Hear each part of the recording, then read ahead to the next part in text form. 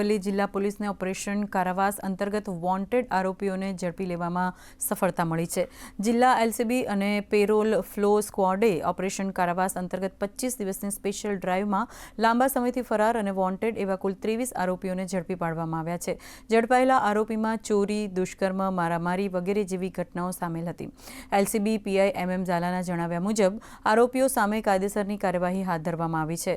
ફરાર ગુનેગારો સામે કડક કાર્યવાહી ચાલુ રહેશે અને આવી વિશેષ ઝુંબેશ આગામી સમયમાં પણ ચાલુ રહેશે। નાસ્તા ફરતા આરોપી પકડવા સારું જૂન મહિનામાં 1/6 થી લઈને 25/6 સુધીની ડ્રાઈવનું આયોજન કરેલ હતું, જેનું નામ ઓપરેશન કારાવાસ તરીકે રાખેલ હતું।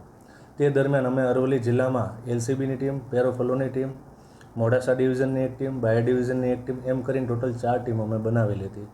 તો એ 25 દિવસ દરમિયાન અમે રાજસ્થાન રાજ્યના, ગુજરાત રાજ્યના અલગ અલગ જિલ્લાના આરોપીઓ જે અરવલ્લી જિલ્લામાં વોન્ટેડ હતા એ અમે ટોટલ 25 આરોપીઓ પકડેલ છે, જેમાંથી ઝાઝા ભાગના પ્રોહિબિશનના આરોપી હતા, ઘરફોડ ચોરીના આરોપી હતા, નોર્મલ ચોરીના આરોપી હતા, બલાત્કારના આરોપી હતા, અપહરણના આરોપી હતા, એમ કરીને મારામારીના પણ આરોપી હતા।